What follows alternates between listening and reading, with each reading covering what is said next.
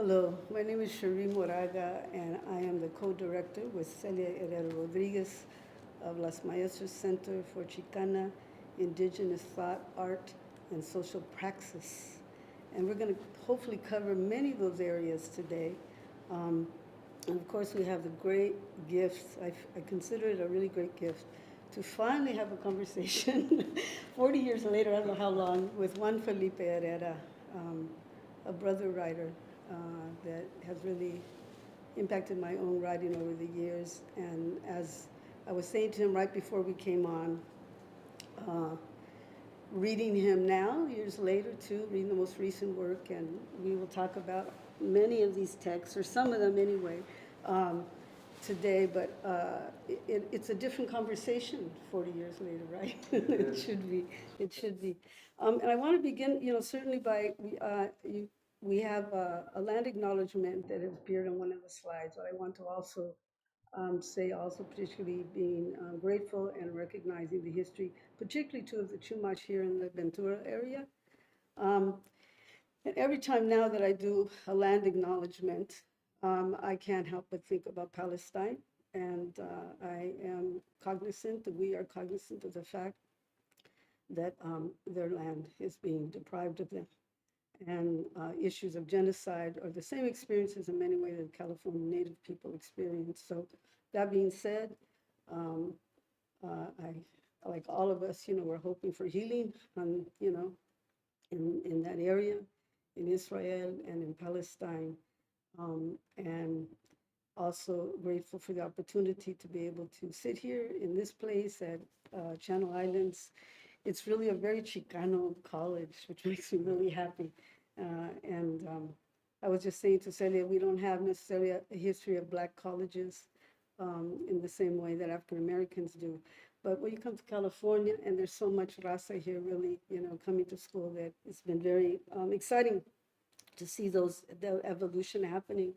One of the reasons why this particular event is happening, besides the reading, of course, that Juan Felipe will have tonight, or later this afternoon, a couple of things came together at the same time, and that is like for about 3 years, I guess it's been, Celia, something like that, that we have been looking at through Las Maestras Center, what, as Chicanas, if we're talking about Chicana or Chicanx worldview, if we're talking about what is the philosophy of Chicano indigenous thought, and how is that put into practice? The question that emerged for us: what are indigenous values from our vantage point? What are they? And so we've been talking to a lot of people in this way, and of course, Juan Felipe, in your history, early on, in terms of asking those questions, even as an undergraduate, is phenomenal. And I think people don't realize, I think that all of this stuff has been happening quite recently, even the controversies around it quite recent. So that's definitely something that Celia wants to discuss with you in great detail, as much as we can in an hour. But the other part of it is, I want to say that the other way it came to mind is that Francisco Lomoli and Osiris Aníbal Gomez just published an incredible edition, critical edition on your work. And it is a phenomenal piece of work. And here it is. I'll do let's say, promoting them in these ways. But this book is particularly important. There's essays about your work on a number of levels. And the two that we want to talk about somewhat actually kind of reflects what is two chapters in the book. And one of them is chapter 14, the poet, the playwright, and the citizen, because it's an extensive interview, and I really recommend it on Juan Felipe's history, a lot of parts of which I wasn't aware of. And then the other one was to go into America as I go into myself, Chicano indigeneity, the indigenous other, and the ethnographic gaze in Juan Felipe's Mayan Drifter. And there's a lot to talk about in that second piece. So, and really, we want this to be a conversation. Various things will emerge. But what was most impressive to me is that when Francisco and Osiris had done this book, and it was the culmination of 50 years of your work, right? That it was always going to say it's about time, and it's the right time. So I wanted to really aprovechar el momento, to have this conversation with you. If you will indulge me, I wrote a little something that just came to me because I didn't want to do the big bio thing, if you don't mind. So this is what I came up with. By way of introduction, 50 years of published work from 1970 to 2020, 50 years. To begin with, there is Juan Felipe Herrera. There is a body of work too numerous to mention, so I will mention some later. So many genres, so many voices, so many faces. So as supposedly to overwhelm the new reader, the returned reader, but really for the student of life, that we have marked our own desarrollo, our own evolving conciencia, following in the dusty, muddy, rocky, green-drenched, sunlit path of this Chicano son, father, brother, maestro, abuelito, right? In this country, that too much can sometimes be overlooked, writing not confined to genre, to a singular point of view, to a page and a paragraph, to no pagination at all. We continue to count our days by your works. 50 years of publishing from Revolsos of Love, 1970, to every day we get to be more illegal, 2020. I want to spend a little more time with the latter book. A person of considerable influence once said to me, considerable influence in the publishing world, said to me when I was a very young writer at the time, "Oh, you're just like Juan Felipe. So many genres, who knows what to do with you?" Okay? And I took this quite privately as a very pleasurable thought to be in your good company. I have several secret friendships in this way that they never know about. It helped this young writer that I was at that time to hear of somebody who broke the rules. "Keep doing what you do," I said to myself, thinking of Juan Felipe, a truly honorable poet, writer, activist of the time, a truth teller of the likes of Alfred Arteaga, of Lorna de Cervantes, two names that come to mind in your context. Courage is all, courage and imagination. The rebel writer is required to continue what as raza we understand as literally movimiento, to move, to evolve with time, to dare to write, and even to remain unseen if called to do so in one's lifetime. But Juan Felipe Herrera has been called otherwise. He has indeed come to be seen, first as a California Poet Laureate, then as a US Poet Laureate, 2015 to 17. He has come to be seen, surely much more than his origin story might have presaged in Los Files del Valle. Still, he knows better than most that without that row of grapevines, that army truck, su papa behind the wheel, without his mama Lucha staring back at a word-hungry face that he carried, there would never be the makings of this very special original voice that is Juan Felipe Herrera. Born in Fowler, enough said. Educated by a cadre of good public school teachers, enough said. Hungry and crazy for meaning, enough said. He traveled Indígena South to understand Chicanos in the North. Ahead of his time? Maybe. Maybe it's all just one non-linear life. Come with me, Juan Felipe invites us at the end of his most recent collection, which is Every Day We Get More Illegal. Come with me, he says. And so we have come with you in this small way, Juan Felipe.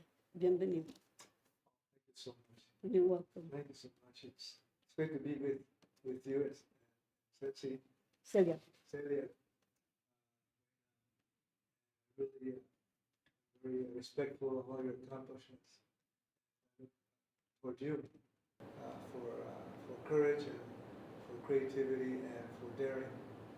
And I thank you as well.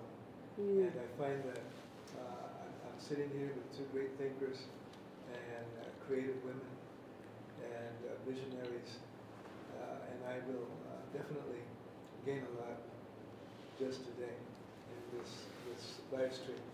And I would go through, I don't know, like a new time zone. I want to go through It could be, it could be. I want to go through a new time zone. And that's exactly what I believe in. But thank you so much. Sure. I think you've hit it. When you said, what did you say, word hungry face? Yeah. We're so right about that. Yeah. I think my mother was always telling me stories, finding ways to get me. Even she used to cut out those counseling columns on the newspaper. Yeah. And you should do this because things are not working out, and try this.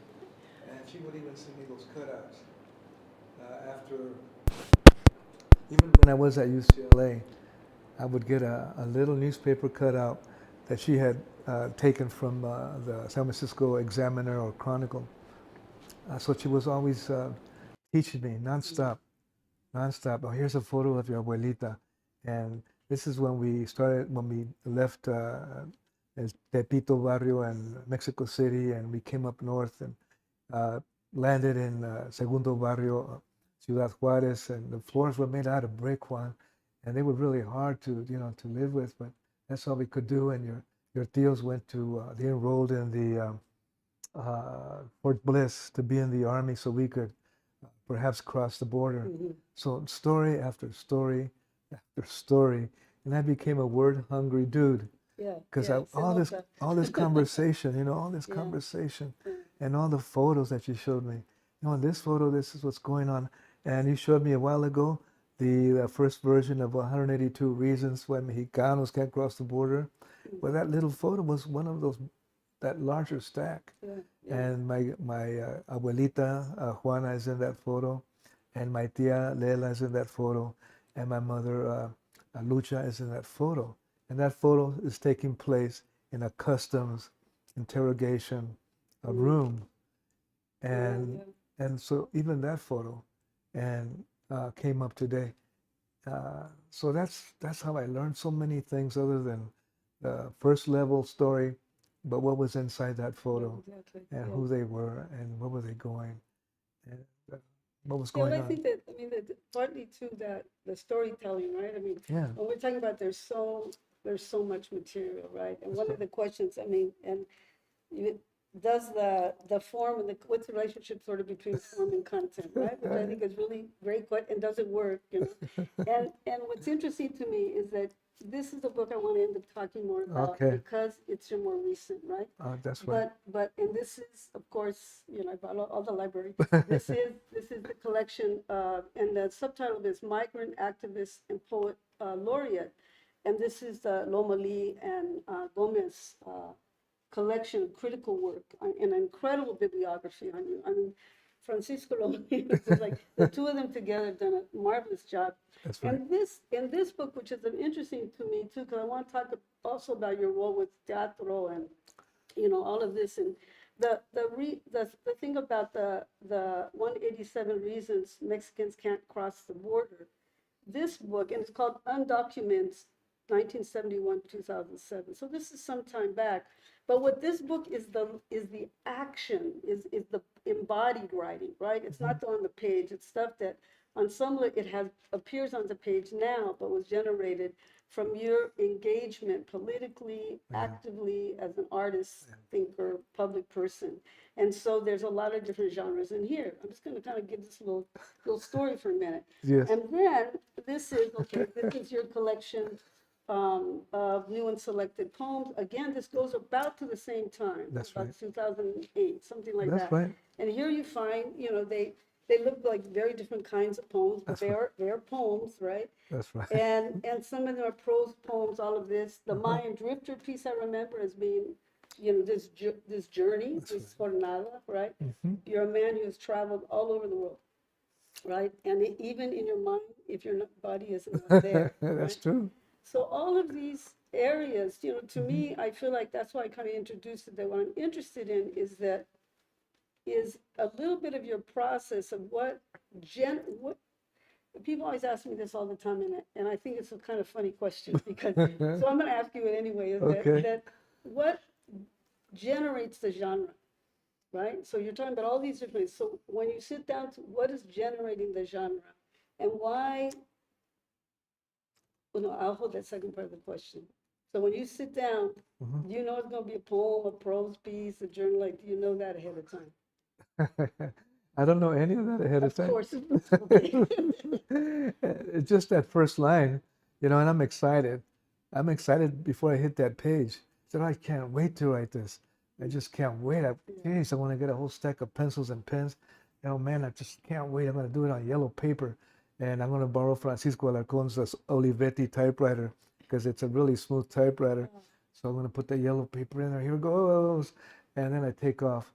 That's how I started to write the graphics, the graphic poem in one of the books. And I just, once I got in there, it's like entering a space. Once you get into that space, I go, oh, because I used to use a lot of those razor-edged typesetting X-Acto knives. To back then we used to wax them and cut the language and put it on a page and create the right. Yeah, created for print ready. And broadsides and stuff. yeah, the broadsides, the whole thing in Berkeley at the Archetype typesetting shop. Yes. And so I had a lot of materials just swirling around like we all do. I had that swirling around, cutting, and I had some books on the table. Diego Rivera's Life.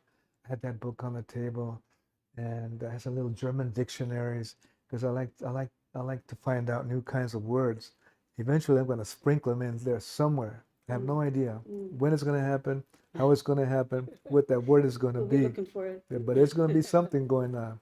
So I have all my little sartenes, and they have a lot of material in them. And I had some oil paintings. I had been wanting to write, to paint, and they have these little fancy names, They're very expensive. So I had some tubes, some oil paint tubes of paint. So there I was on that Olivetti typewriter, and I started going for the graphic poem, which changes. It just switches gears as I go along. And okay, so then I have these who was it? Diego Rivera book. So I dropped that in there. I just dropped it in there, and the razor. I said, well, I'm creating a character. I want to create a character. It just came to me, and the razor is going to help me. I'll be cutting moments and cutting figures, and I'll be cutting into and putting a body together. I'm taking parts from different places, and I want to bring them together to create this piece.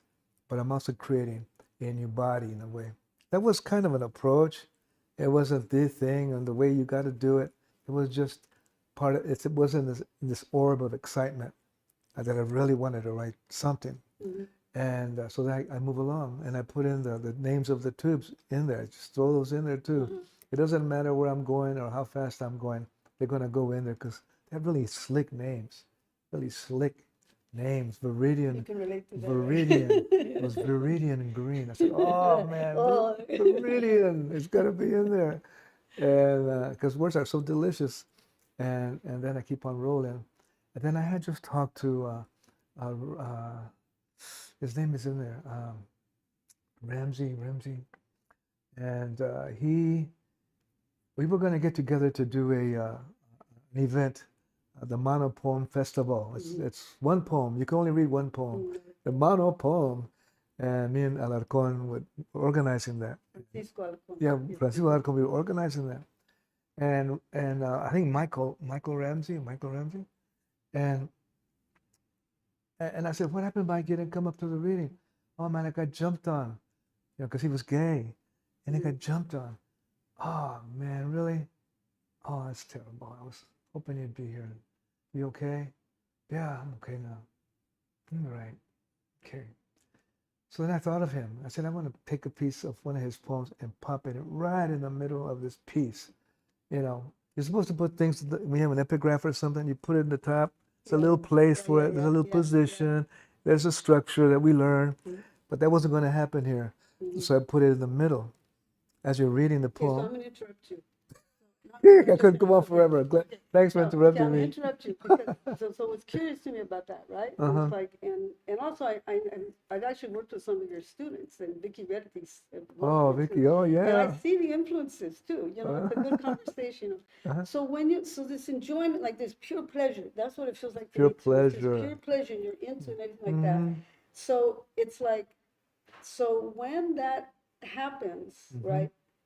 How do you imagine, or do you even care? Go ahead. How do you imagine the reader might receive it? Oh, yeah, I don't go there. Okay, okay, no, I think that's an important. I mean, I'm okay. having such great fun. Okay. But that's what I'm saying is that what's the interesting part to me, Gio, when you talk about the tubes, right? The tubes, the painting right? tubes, yeah. What I like about it, I'll tell you just what I like about it. And I always say it's the marvelous mundane, right? In other words, that like there's a certain level that you never really necessarily get to know. Like you may know the you know how a writer thinks, or you might know how, you know, what emotionally what's going on as they shape it into words. But there is a viscerality of your writing Yeah. that is very intriguing that way. I mean, I understand what the hell you're saying, but there's a viscerality to it that has to do with the pleasure of language. That's true. You know, and also visually what happens. So like the visual stuff that happens in this book just blows my mind, because by the end there is so much space, right? Oh yeah. And I really, that really moved me. Okay, so partly my interest in you know, you can go wherever you want. I'll probably stop you. That's good. That's good. But it's like, so so the question I asked is that how you went from, you know, like, like going from existentialism, like that you were reading this, you know, these great teachers, and I relate to that a lot about that. I don't know why I would be interested in existentialism. I had no education to speak of, but it's like it's going to that, and you go. It's just like in this 50 years, you know, you go from that. And then all of this movement, travel, land, the issues of the probably to in the work, the labor is the most honored figure in the work, the migrant labor, that figure returning. So if you look at the whole body of your work, there is this incredible movement going on. And then it kind of, then you come up and I said, and then there's these Zen moments, these completely Zen moments, That's right. Meditative Zen moments. And so partly that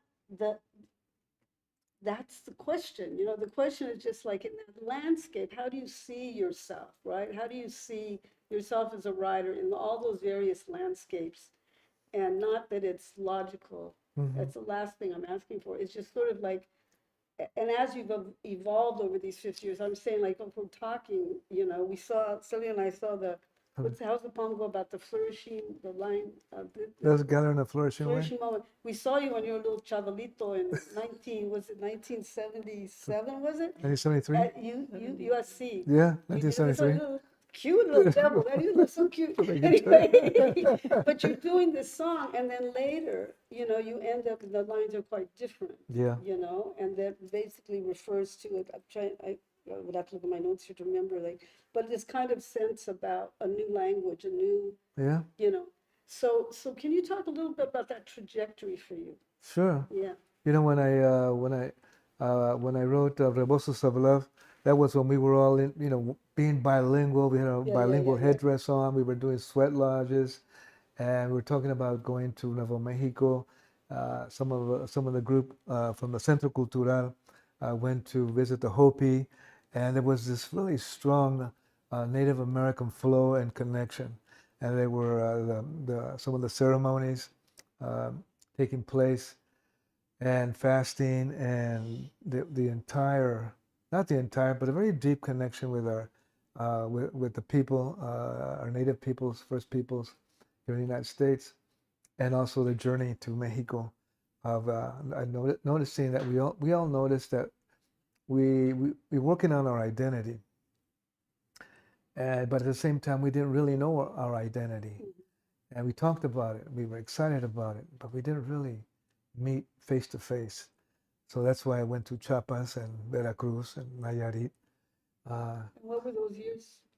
That was 1970 through 1974, Okay. more or less. Um, I got into a rap right now. I forgot where I was going. You're talking about your trajectory. Yeah. Yeah. Right. So then it started like that. It was this kind of it was such a good feeling to look at sand paintings. It was such a good feeling to look at the land. It was red and it was open. And going to Nuevo Mexico and hanging out with Anaya and Atencio and the group of la Academia de la Nueva Raza, which had put together a group in Peñasco, northern Nuevo Mexico. And they were getting the stories of the people that lived in those small towns and the mountains. And all that was just so nourishing because you could feel the land, you met the people, and that was Nuevo Mexico. And Chiapas and Veracruz and Nayarit were similar, but that's another place. But there were such delicious moments and such warm moments going to Nuevo Mexico and being bilingual and the native way of life and the corn and the husks of corn and the dances. It was just so beautiful. So that's how I formed the first book, Rebosos of Love. It had all those feelings and visions and moments and travels in it, the way I was writing it, and also the stories that I was told. I put conversations in that book, and one of them was this man in one of those smaller towns like Peñasco, or Llano, or Taos. No, antes sembrábamos maíz y nada más se te dejaba caer a una semilla y empezaba a crecer, and on, you know. And I remember that, and I put it in Rebosos. So those shifts in writing kind of appeared and came to fruition with those travels. Because the stories I was told, I was writing about this, but I was hearing this story. So this and this went in the book. So I had this and this in the book too. But then time went on, and I was in San Francisco, and I said, you know what? I think I already wrote myself out in the bilingual style and talking about cultura and Taos and the people. I want to do something very different now. I'm just going to move on. And that's when I wrote Exiles of Desire. I just jumped. I said, I enjoy this, but I'm going to take a leap now and change up. And that's when I wrote Exiles of Desire, which was a little bit sharper and different and kind of more challenging in some ways. It wasn't soft. It wasn't a conversation. It wasn't just an open blanket. It became more of a jagged walk through the streets. And I was looking at artwork also, Edvard Munch, The Scream. And, you know, we've all seen that one, you know, how terrible it is. It's such a terrible image. And I had seen it in high school too, but it came to me, and I was looking at at Edvard Munch's notebook in Seattle in the library. So I quoted a line from Edvard Munch's notebook about the scream that just keeps on going. So that's the feeling I took on for Exiles. And then I made up stories. I just invented them. Because later after that I did Face Games. And that was all about whatever you hear, whatever I read on the walls and the streets, I'm just going to copy it and put it together and create this not me language. It's not me. It's what I'm hearing. It's what I see in a magazine. It's the words that I hear as I walk down the street. And I'm just going to gather all of them and pour them into this book. And that's going to be the poetry. It's not going to be necessarily me. It's all about me.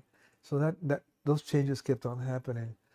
And then I decided to write another book, which was even a little sharper, which was Acrílica. It was even sharper. It had more intensity than the previous two.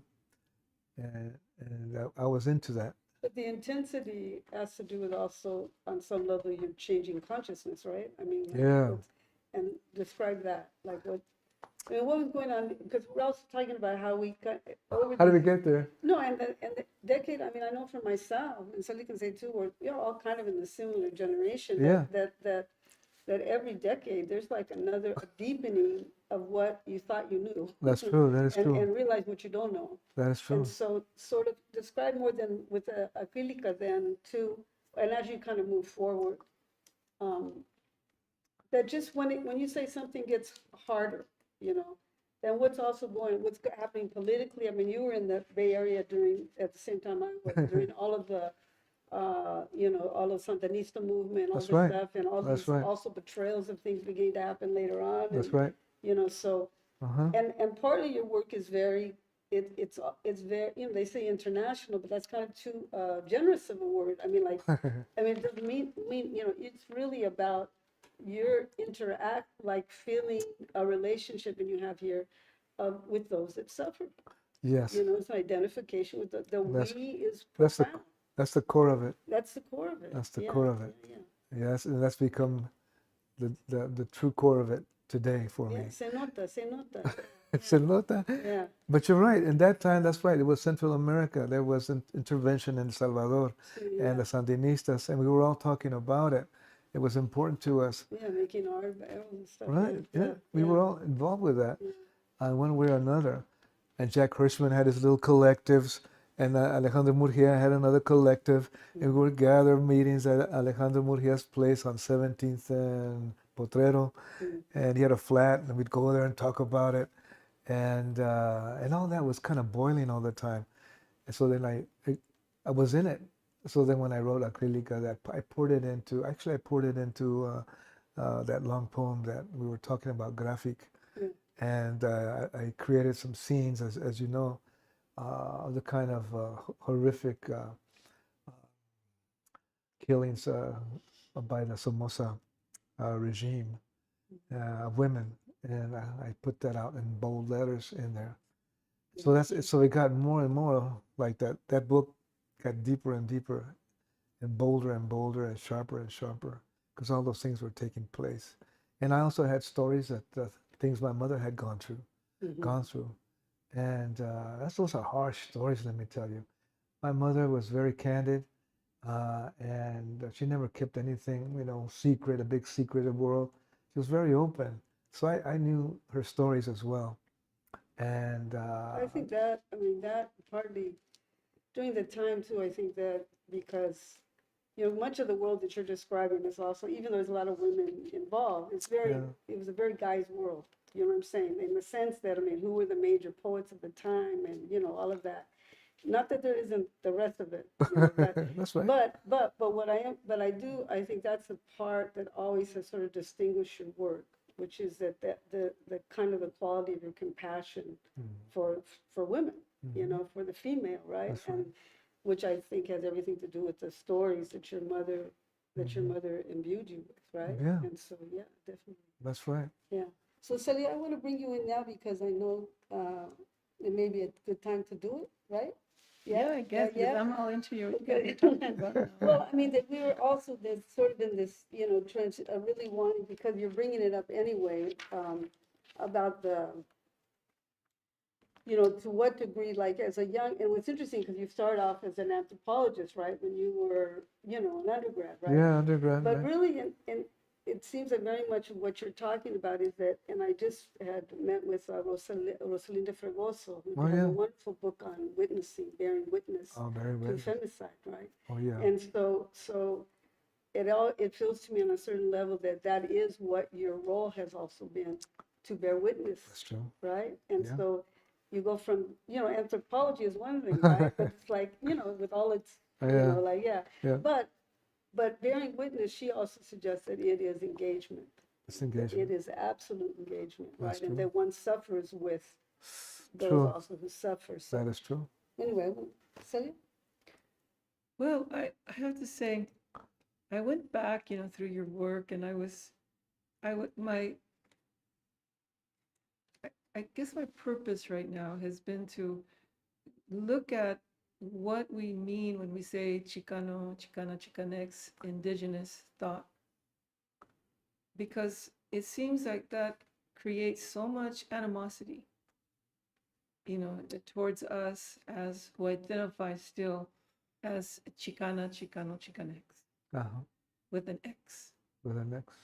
And so there's a it's like it's not allowed almost. And so I've decided X at the beginning. the X at the beginning. Yes.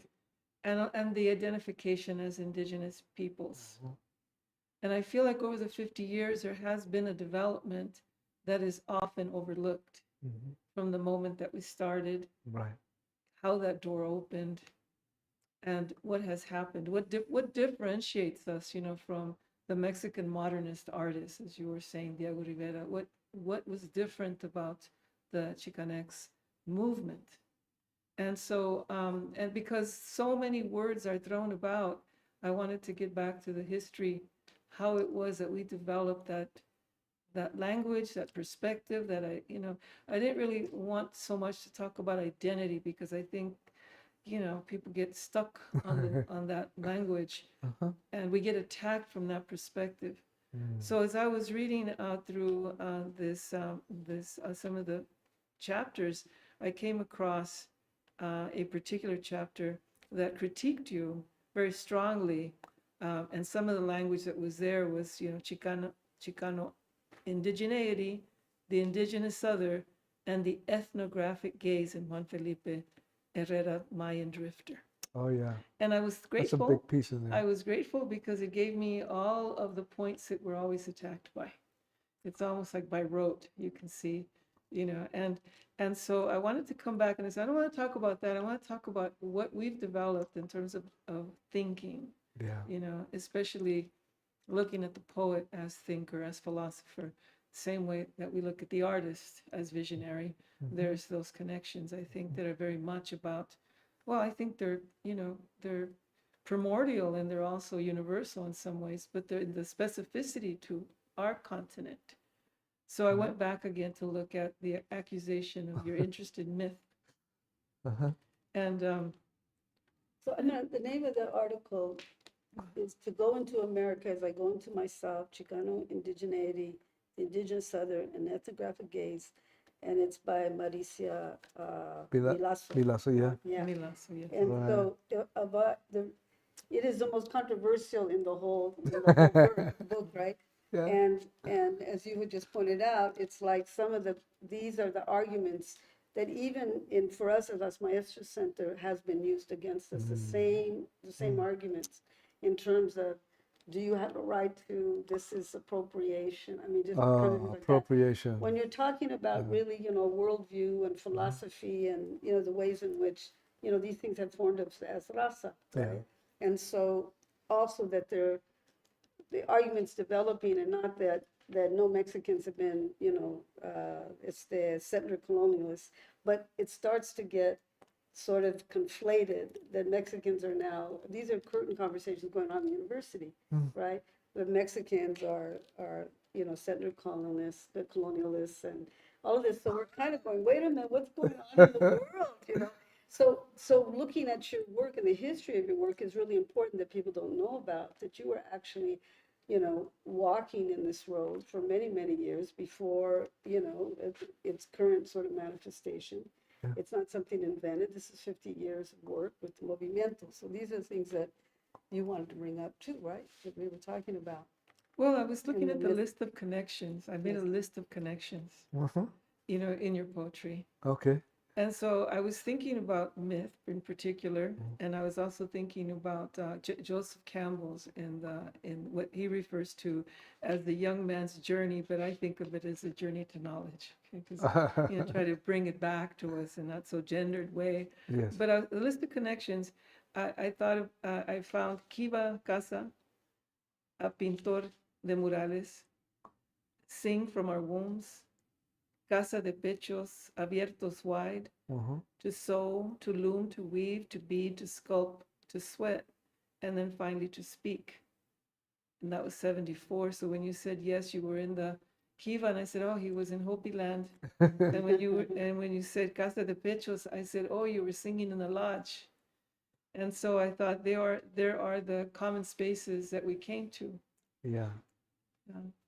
And then so I was and then I thought, you're in the generation, we're in the generation, but you're in the generation that went south. From that northern experience, you went south. I went south. Yeah. That's right. That's a good. That's a very interesting point of view. But you're right. I did go south. I did go south, and then I went out some other direction, whatever that was. But I did go south. And I was interested. I was interested then in myth because I was. I think it was Enrique Florescanos.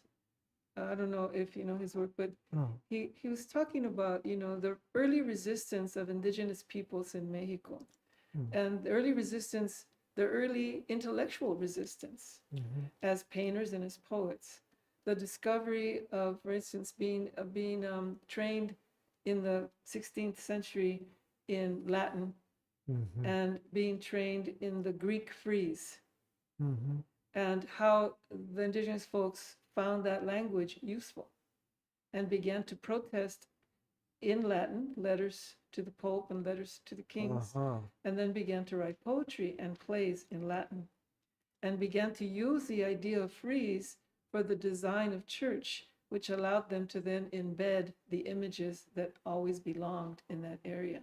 About that. And so I thought that what he says is the disengagement of myth into story, folklore, not to be believed, is what took apart time and space in our history telling. And so I thought it interesting that you went back to time. And so I looked at time and I said, so you say, mi cadre, the Floricanto generation of 71. And then you acknowledge the moment, speaking in their community moment in time, their gestation in moment, in most cases within their environments and or narratives that were formed. And then I thought about all that you described as the handmade in the common space. And I thought you brought us back, as occupying a continuous time through that storytelling. Yes. As poet. And I was interested, in how you were doing that. Were you aware you were doing that? Was that something that you were That's the best I could do. That was the best I could do. And then you've taken it further, which I really appreciate. Yeah. But it seems, did you, sometimes I feel that, if you get out of your way, you're being spoken to, that there's ways in which, when you get out of your own way, that things become clear, the path becomes clear. And if you don't step in front of it, if you just, allow that path, to lead you rather than you, get in front of it, that it brings you to these things. That you feel that way? I'm just curious. You have to disappear in a way. Yeah.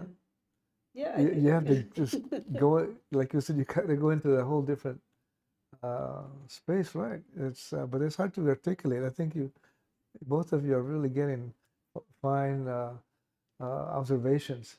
I just kind of thrust myself into a new realm. I kind of just thrust myself out there because I just want to go.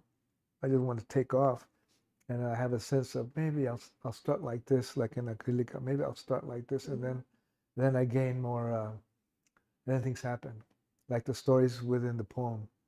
And I didn't think about that at the beginning, but then as I got going, I put in the stories, like Michael's story. It was a short piece, and then another one regarding my mother, and then another one, and all of a sudden, I've left the poem and I'm doing something else within the poem. Floricanto, that's a whole other discussion. Yeah, Floricanto. How did you put that again about Floricanto? Well, you yourself say that you put yourself within, you name your cadre. In other words, you name yourself. You place yourself within the generation of Floricanto. And as I was looking at us as Chicanos, looking at our trajectory in our time. Yes. Generationally, I mean. I see that, many of us came through Floricanto. That was the doorway into the indigenous world in the north. So those connections were made through the poetry. So that's how I remember them, through the poetry.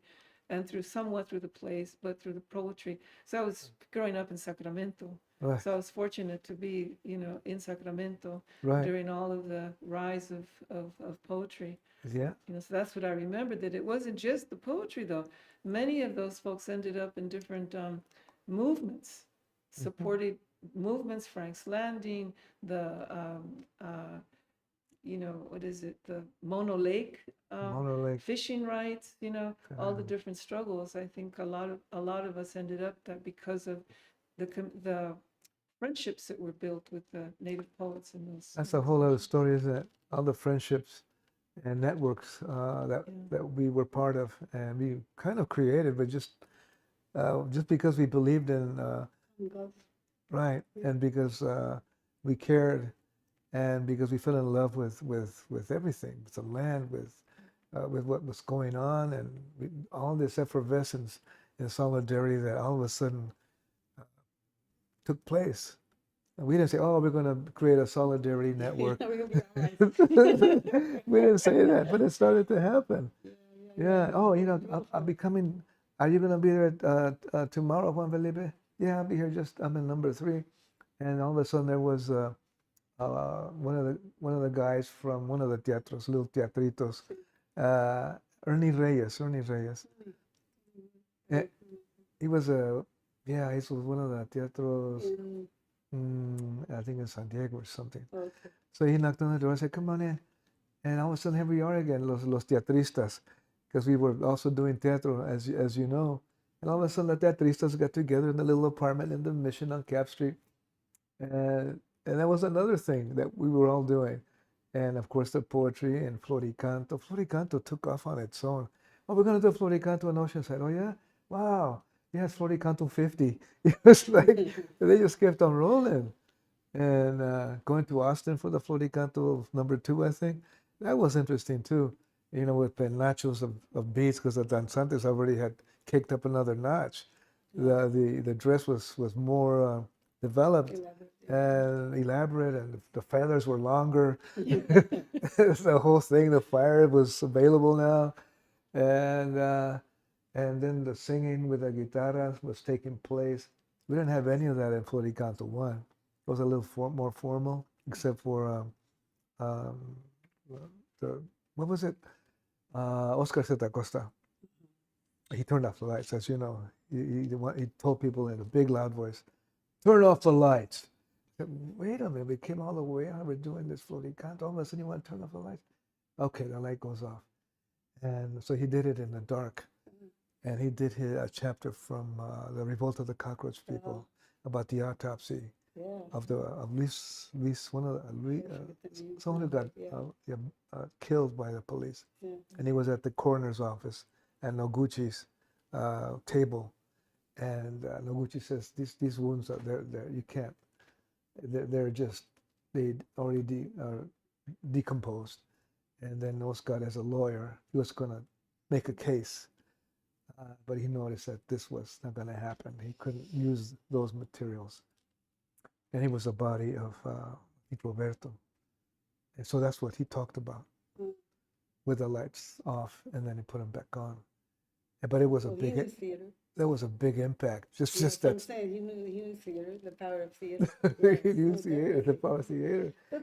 But the question is too, is that period of time, and I think that what we talk a lot about, and we've been interviewing a fair amount of people of our generation, and also of our passing on now pretty rapidly. Just even 10 years older than us. So we're trying, like we spoke with Yolanda, Lopez, and different folks. But partly when you're talking about those things, I think my concern sometimes is that of not reducing those times, of not having those times reduced to nostalgia, that that's actually right. What you're talking about is a movement of people, right? And that we're really, and that's what we call it, about art praxis, that the relationship to art and critical thinking and philosophy and everything, I mean, that begins with, Nessa Coyot, It does. So those, and then the mythologies we're talking about, the one thing I remember so much from David Carrasco, from over there, and he's in Harvard, he's a Mesoamericanist. Oh. And anyway, but he said, the part of the best, sometimes people say, why do you look at Mesoamerican stuff? You guys are, from the United States, and all this kind of stuff. And he goes, I don't get it. He says, when I was studying, the first time when I was studying all of this stuff as a graduate student, he said, I realized, I got so excited because I thought that I had encountered our first American literature, Uh-huh. and so we're reading all of the American literatures from the West, like British and all that. Yeah. And he says that, I'm going, oh yeah, why can't we just look south? Can't we just look south about to have to feel that we have the right to be here? That's That we have the right to be here. That's right. If you don't look at the border, then we have a right to be here. That's right. This is an American literature. That's right. So when you talk about that, I think partly what I think is important, and it's a question for you, is that how does that kind of movement translate for our young people today? How do you see that being connected for them? And because, we experience a lot teaching now that there is big blanks that are happening in such a recent history. 50 years is nothing, right? Oh, that's right. But our own, that kind of the documentation of that history is not sufficient, and also can sometimes be reduced to nostalgia. Like that, you're so excited, you're so happy remembering that time. And we can, we relate, I can talk about other times too in my own kind of, my years in New York City with in terms of women of color feminism and all those names, Audre Lorde and then, like that. It's really, but it was critical. I'm saying it made a critical political impact. And so that's partly something, that I'm curious about how you see that kind of energy, vision, creative praxis relating to political change now that we're looking at these major issues of even the planet, right? Yeah, the planet. And your writing is doing that. It's it's asking these larger questions. So I think a while ago you said you mentioned consciousness, and I think, and you mentioned the kiva, and I think that's what it is that we entered the kiva, a new way of thinking, a new exploration of self, a new sense of a larger family or community or time space, and that's what it was, and that's what it is. We expanded our sense of being and our embrace of peoples. They could be our peoples, or they don't have to be our peoples in a rigid manner, with a rigid definition. But we have done that anyway, all the way to Chile and beyond. Or maybe it is just Mesoamerica, and that's fine with me. Or maybe it does come north too. But we kind of kicked that engine, or that inspiration, or that blood flow, or that self flow. And then we just expanded it and embraced it. That sense of consciousness, you're right. And we removed, or we downplayed, or we washed away, or we cleansed kind of the conditioning of who we are, or how to feel, or how to think, or what we carry. And we kind of put that aside, and we just kind of sweat lodged it out. We just sweat lodged it out. Colonialism out. Yeah, we sweat lodged it out. That was hot in there, It was hot in there. And we were sweating and, getting some plantas and maybe cooling off with the plants that were in there, or the mud, kind of cooling ourselves with the mud. It was so hot. And maybe just by listening to each other tell our story as it went around, as the storytelling or the self-telling went around the circle. And people told, very real stories about who they were, the problems or issues or conflicts, or just their happiness and encountering the larger group. And just those kind of things. And then the marches and then the murals. Once you go through all those rooms, your consciousness is kind of changed. And the old material, but we were aware of it. We became more aware of what we had been up to, and it's good to it's good to notice both and and then accept both, and then keep on going and keep on becoming. I think there's a point. There could be a point where we say, "Hey, this is me. I got all myself figured out, and I'm happy now. So from now on, call me Istishkli, or Triple X One, however you want to do it." I think maybe that's the part that I wanted to come back to, because there's the I think in part the critique is always that there's a sense of happiness when we are, there's no resistance to quoting the Greeks. We could speak about the Greeks, we can speak about, the influence of New York. But when we begin to talk about the continent, we begin to talk about continental knowledge, when we include ourselves as a we in it, that we are part of this continent, and there's a continental knowledge that we are looking for. It isn't about occupying somebody else's world. That's right. It's about coming back to understanding a language that is still here.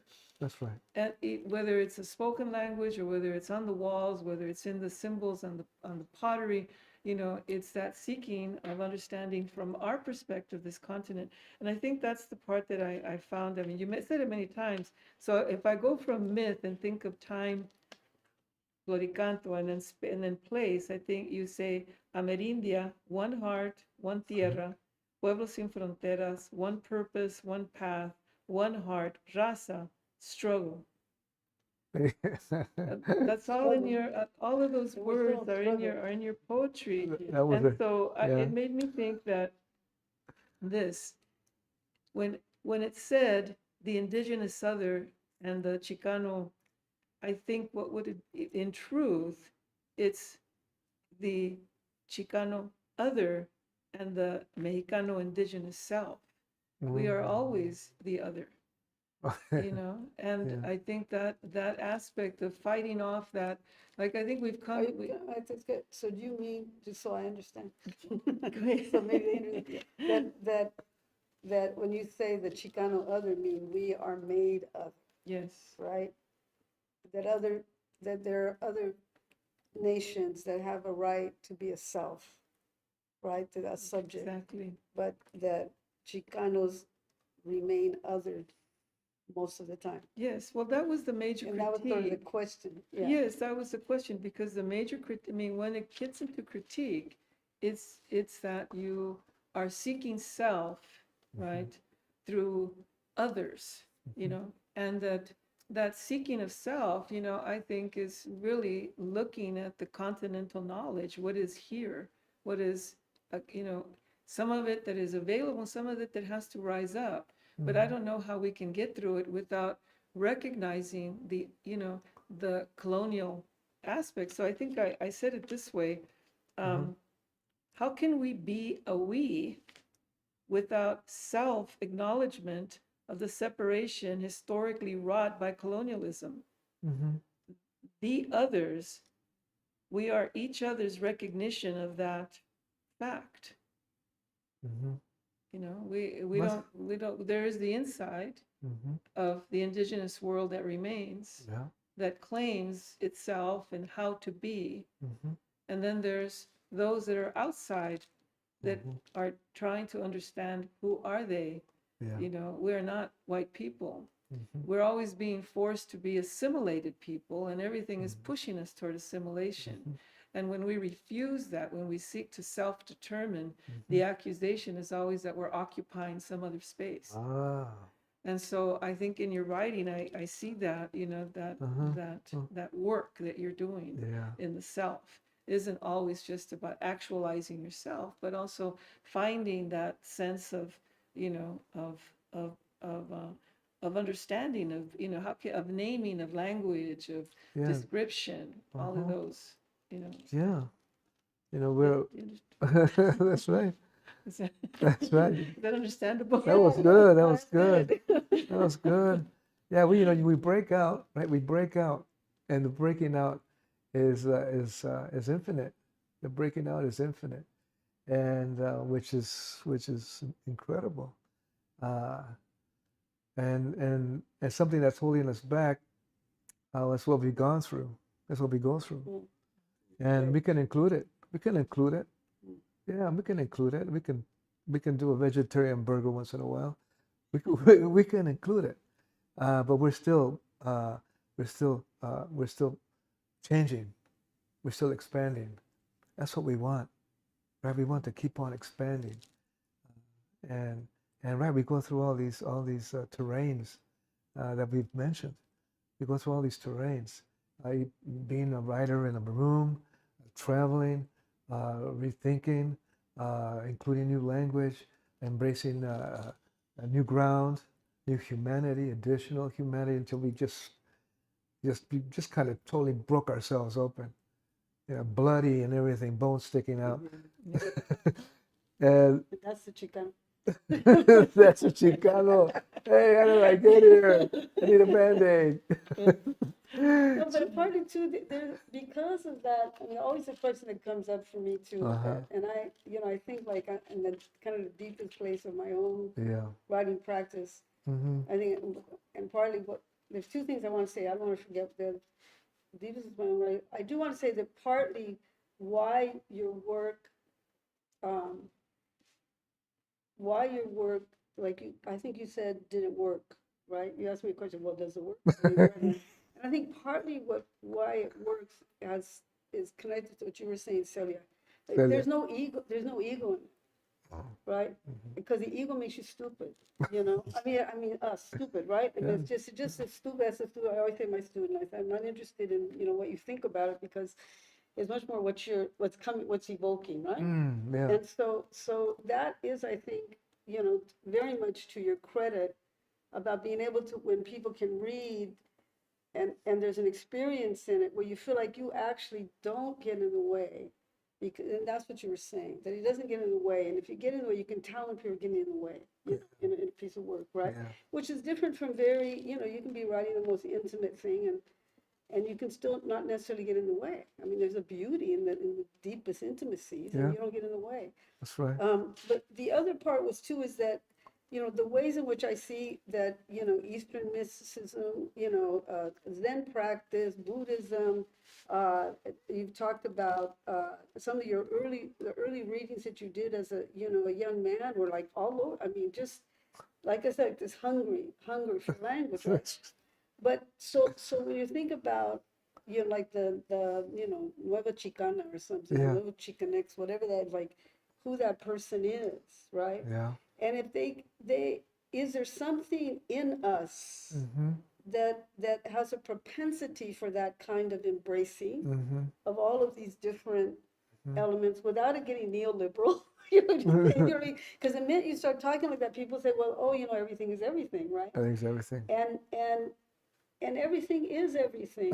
There you go. And it absolutely is not, right? I mean, absolutely, it's always the specificity that makes the universal, or that makes the not to say the pluriversal. It's like, so. Do you think there's something about if we, taking away that part of who we are as colonized people is integral to who we are? I mean, it just is. I mean, that's what that's the lucha, the struggle, your mother's name, and we have all those histories with us.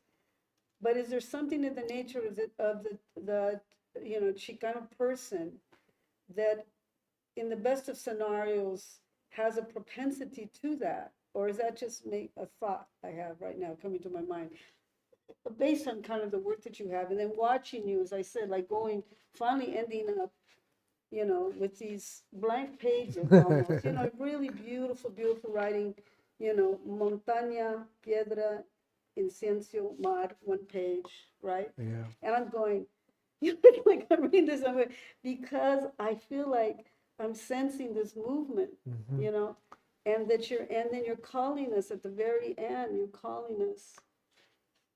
And then, it's like the last word is, this is so funny, because with Rosalinda Fragoso, we talked about hope at the end, and I said, I will write in rhythms as the words come to me. You will walk in. This is my hope, right? You have it in Spanish as well. And then the Dalai Lama, We must develop a sense of oneness of 7 billion human beings. Yeah. So both are true. Both are true. Right?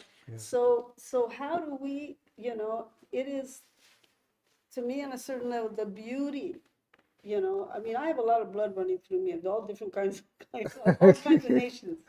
But the beauty of being Chicana for me has been that there's something in it that I get that's lucky, that's fortunate, right? That I would not look away from it because there was something in it more sustaining than all these other things, right?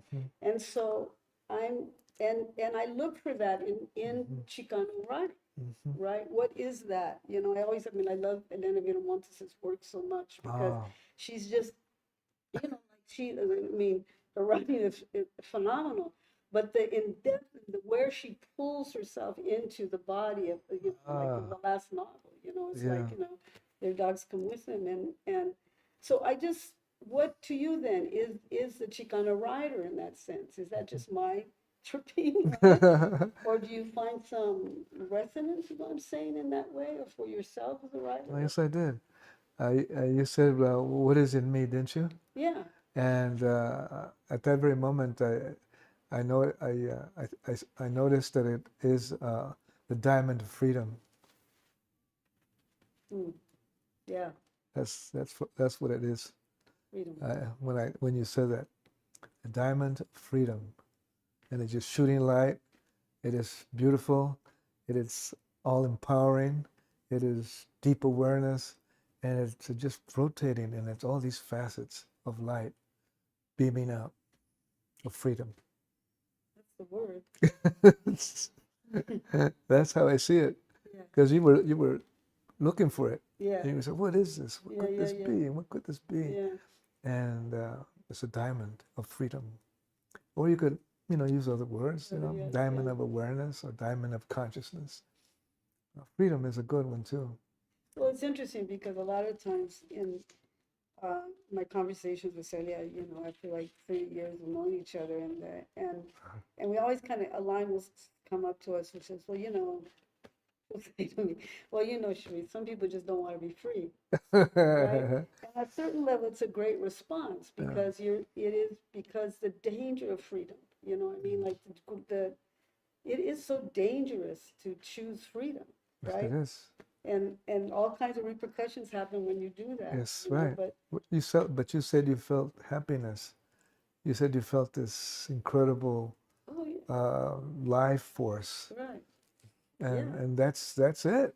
That's it. There's nothing else on the shelf. You keep pulling it down there. There's nothing else on the shelf. There's freedom, there's happiness, and this diamond shooting out light. We've gone through the rough stuff. Yeah. Well, we continue. I mean, that's. But there's more rough stuff. Always, but you felt this most buoyant, light-filled, fortunate. Yeah. And it's not going to be the small stuff. It's going to be this. Right.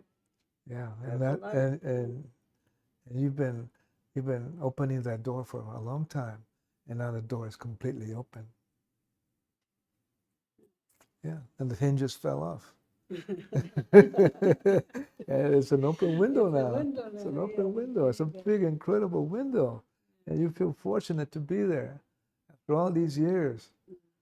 Yeah, knocking on this door, looking at this, and trying to open this one, and the key got lost, and you don't have the key. You thought it over, and you worked through this. You thought you were almost there, and then you are there now. You're there now. So there's a bump. Yeah, you're there now. And imagine that beautiful diamond, and imagine all the facets, all the light. It's beaming out as far and further than you can see. Oh, that's that fortunate part of it. Yeah, it's a blessing. Yeah, that's life. That's life itself. After we pierce through all the words, we pierce through all the critical thinking, you get to that part. You get to that part, to where you got to. Yeah. We all want to be fortunate like that. Yeah, we do. Celia, do you have anything else on you? And I don't know if we have some questions from our our audience? I would like to open it up because there is just so much to talk about. I keep wanting to have one of those old concilio meetings, we had, everybody around the table and in agreement or disagreement, chanclas, Chanclas, chanclas and enchiladas. I think I've Tell us about that, about Crisan, about her imitating you guys having meetings like this. oh, we used to work at casa. My little girl was maybe 3, and she and another little girl, Jennifer, used to play, and they used to play meeting, and they would get a box and they would throw a bunch of paper on it, and then my daughter got a little book, and she goes, "Don't you understand? It's right here on page 53, on page 53." And she was, mimicking us, talking about the little red book or something. The little red books. That was another episode. The red book. Yeah. But I think that, it calls for a lot of conversation. A lot of I think, conversation. as Cherie was saying, about our young people being Oh, able yeah. to see the whole of our history, not it in slices, but the whole of it. The How whole of things it. developed, how the ideas Yeah. developed, what matters with that. Because there's so many rules now about what you can and can't study, what you can and can't say, what is Oh, correct. jeez. I don't think Oh, correctness gets man. us anywhere in our lives, but it is true. I mean, there's goodness in there, but I feel like I want to have a whole conversation from beginning to end without people leaving the room, for Oh, us to be yeah. able to have that. You know when people leave the room on occasion? They do? Remember, you're right about that. You're right about that. Remember, I'm gonna have John bring us some, remember, this is John Heidel. He remember works at Las Maestras Center. that we began with caring. We kind of began with caring about things. We go, well, we've been denied this. Remember that? Yeah. We never saw this before. Yeah. Right. And then we went running to the library and we opened up the codices and looked up the symbols. And Jose Enciso had his little book of drawings, and Miguel León Portilla had all this stuff that we never heard about. And we started to really get in there. And then we turned around and we looked at our own community. And we said, how come we don't know any of this? Yeah, Remember all that? Yeah. And that we want to tell everybody, we want to show it to everybody. Remember that? Yeah. That energy? And we began to care. And we began to kind of open up this fountain of caring and kindness and serving our community. Remember that whirlpool, I do. that whirlwind that we got going? That spirit horse, as they would say. And we were on that spirit horse. And that's what's going to get this new generation in touch. Because we can teach it all day long. I can read whatever I read all day long. But remember that we want to do something, and we really like this, and we have to bring this out. We didn't know about this, and the books are here, and we had that rhythm going, and then we got it rolling. Then Floricanto, and then everything else came rolling in, the poetry, including it in bilingual and trilingual.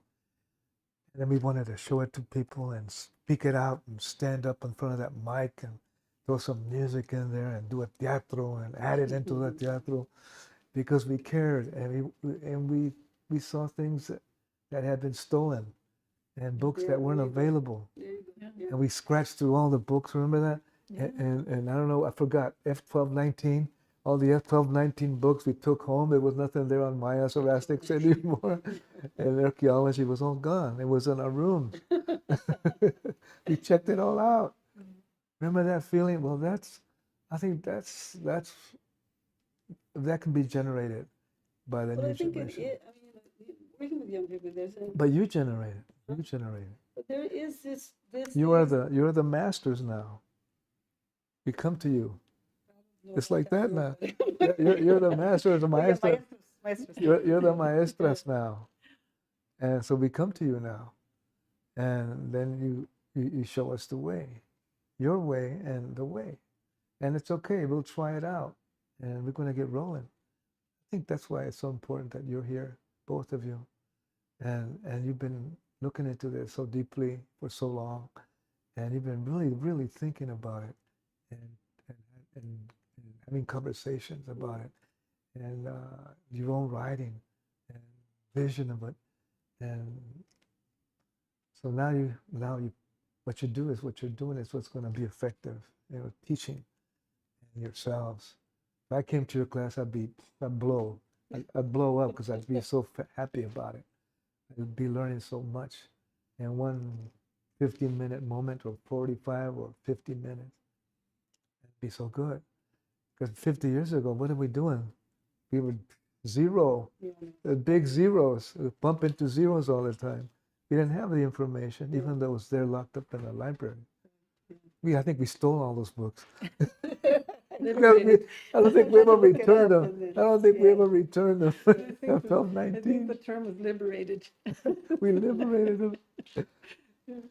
But well, there's a couple of questions, but I think most of them, so we've responded to them. So okay, we're going to, I think there's a pause here.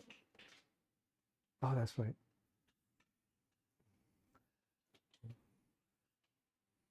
I've been given the politics of the day. There's a lot to talk about. Oh my I God. can't believe it. I can't believe it. It's really scary. And we're not saying all the things we talk about. God, that's unbelievable. Talking about values. You were talking about values? Yeah. That's a big discussion right there. That's a good discussion. Because they've gone out the door. Values. Totally. No, it's like, it's career. Everything's like career and just, And lies. Yeah, to top it off. To top it off. We should write a book about lies. How to lie. Yeah. I'd contribute.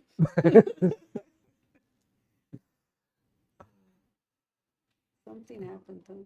So have you written a book together? Have you written a book together? You're gonna write a book together? Are we back we on did here? it. Are you gonna tell us? Oh. All right. You can ask that question. Okay. All right. That'd be 10%, okay? Gotta pick up. I think we're back. Well, I guess he went through a short pause here. Short pause, yeah. He went out and, had a couple coffees and whatever. No, so, and we're coming pretty much to a close eventually in the next several, I guess, 10 minutes or so. And we did get a couple of questions, and most of them have kind of been covered so far, I think. You had, one is, do you see continuity of the sort of cultural worldview in different generations of Chicanx writing? Like, has there been sort of an evolution, I guess, is sort of the question, in Chicanx writing? And do you want to respond to that? Sure, but Sure. we can all jump in. Yeah. You want to jump in, and I'll jump in. Okay. Well, I think probably what I would say the main, and we touched on this a little bit earlier, and I'm going to kind of foreground this answer a little bit, that the period of time in which some of the earlier moments of the movimiento, I was not directly involved in them. And some of that had to do with, being güerita, appearing that way. There was a lot of, do you belong or not belong? God. A lot of people did that. But the other part to it is that I'm queer, and I knew it, and I didn't see any place in the movement. And the early days of the movement was very much like that. It was very homophobic. I mean, Gloria has written about this as well. Mm-hmm. And so part I would say is that one of the movements, I even have an essay called, Quetzalcoatl, the Reformation of Chicano tribe, right? Oh. And I critique the plumas and all of this kind of stuff. Not because of the indigeneity of it, but that one group of people cannot define who belongs to the nation, who belongs to, in the larger sense of the That's word, a good point. Culture, the culture. And so I think one of the movements that's happened was the result of Chicano feminism, right? That really the literature, that is to me, when you're looking at Chicano poetry, et cetera, that was a really significant evolution. And I think some of the best stuff of that really stayed within the creative arts, within literature and visual art, et cetera. And certainly some of the theory that came out, like I'm thinking of Jella Sandoval in particular, of like that had come out of the time, has also impacted a movement of writers, right? Even creative writers in that sense. So that's the biggest kind of shift that when you're talking about what sort of have these decades have evolved. And sort of the role of Chicano, let's say indigenism in that also has had its, I'd say like it stops and it starts, through that, those periods of time. So those are a couple things that came to my mind. That's right. You're right. Maybe it's AI. There you go. That's what's You say AI, you go, "Ay."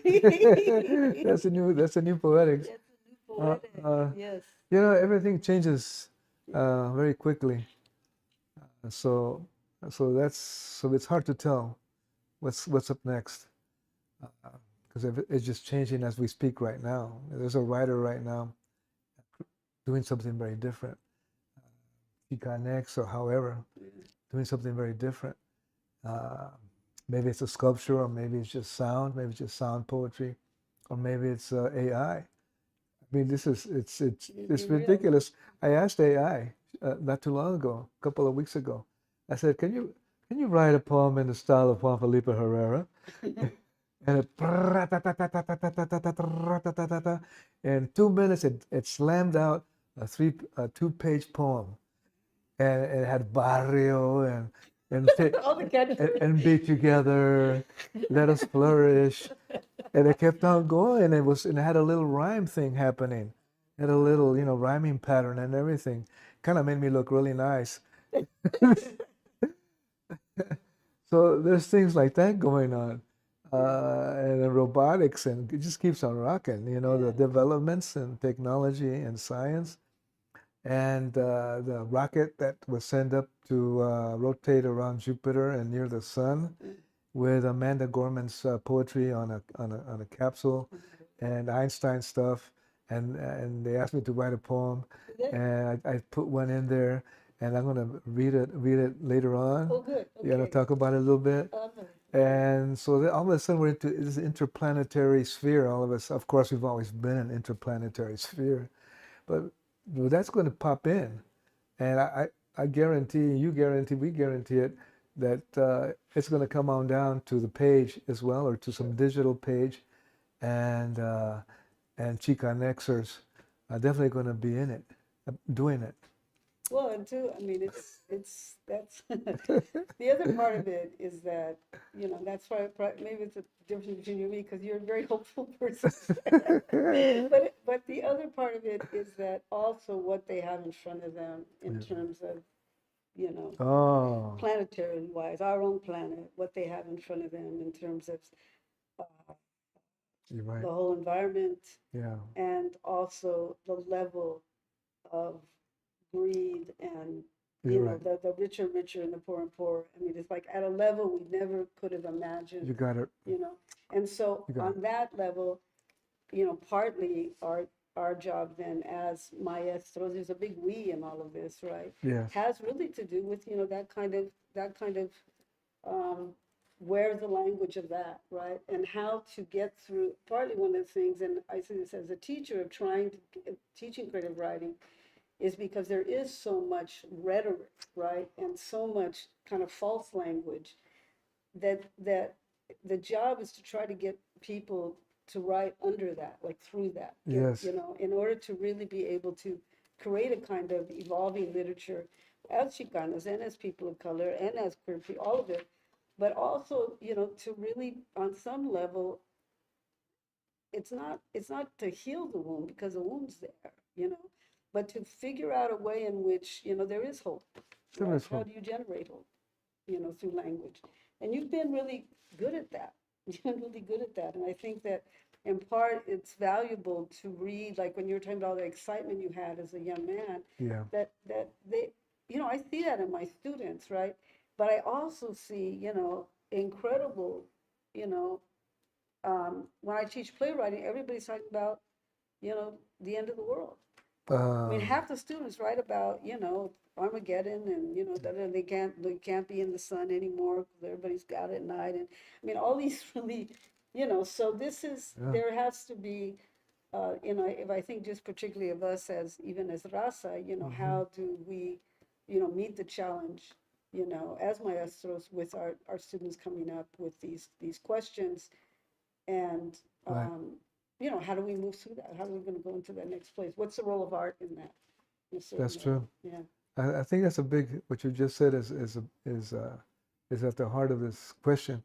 Uh, let's see if I can get my head together here. You don't have to have an answer, you know. No, Just no, but you made me, there is no answer. you made me think of things. And you know, one of them is the banning the book movement, books being banned. Oh, yeah. And that kind of takes away a lot from our students, of course, and from our teachers, of Sure, course, sure. and from our thinking, from the freedom of thought. Remember that freedom of thought is it's a big thing. We want freedom of thought. Where's that word again? And that's what we do, right? What we have been doing the last 50 years or 40 years or 30 or 10 years is opening that door of freedom of thought. Of course, we've been writing and we've been reading and we've been publishing and we've been teaching. But in doing all those things, we cracked open those doors that were shut and banned and prohibited. And they've come, they're snapping back into place. Yeah. And then in addition to that, this conditioning, this performative political conditioning of fakeism, things that this is fake. Something is said as truth, but it's fake. Something is said as truth, but it's fake. And it just keeps on raining through the media upon all viewers and all listeners. And all of us, including our students, you know, we're getting hit by it. We may erase it off, we may wash it off, but a lot of it stays in our psyche or in the psyche at large of the nation, national psyche, collective psyche. And those are two opponents that are slowing us down and making us turn our face to what's really going on and getting into our creativity. It's hard to get in there if we got all those lies just pouring at us day in and day out. And certain symbols and certain hats you got to wear now, certain images on those hats, and statements that are not even close to being correct. And what we've been talking about is working on the truth. Remember, we opened up those F 1219 on the library. We just popped out all those books and took them home and to our office, whatever, our hut, whatever, and paged through there and got ideas and were inspired.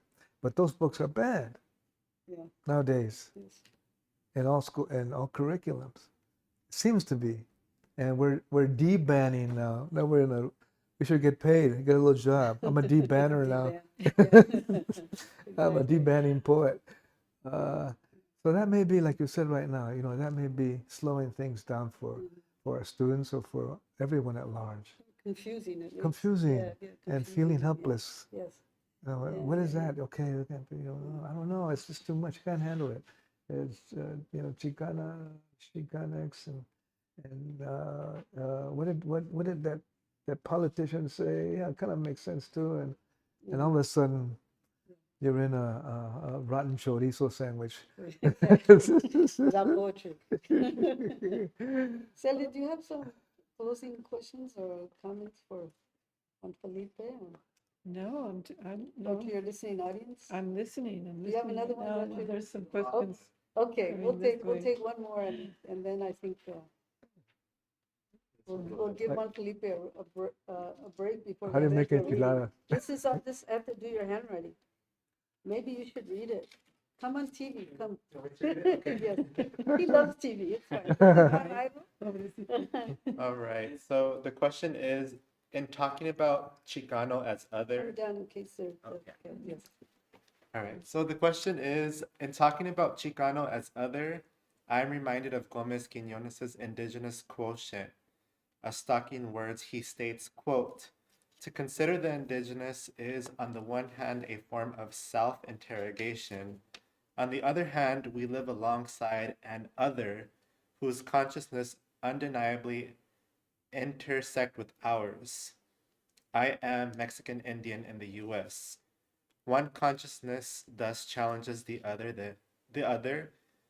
The interrogative participants are thus 1, ourselves, the interior we, and 2, ourselves, the critics who function in society. We are indigenous descendants seeking the indigenous, end quote. Then they say, sorry, long thought. So, but that being said, the two questions are, why did they, or you all as a group, go to the Lacandona in particular? And what called him, you, Lynn Romero, and others to go there of all places in 1970? Ah, Good question. very Great. good, very Coming good. full circle. Yes. Thank Yes, you, John. Juan Gomez Quinones was a lot of fun. I took, it was a Chicano history B, and what did I do? I turned in poetry instead of the midterm. I turned in poetry.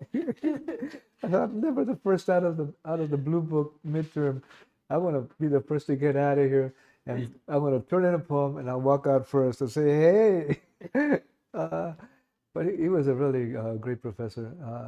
It's a good point, huh? About consciousness that he posed. Yeah, Thank you, Roberto.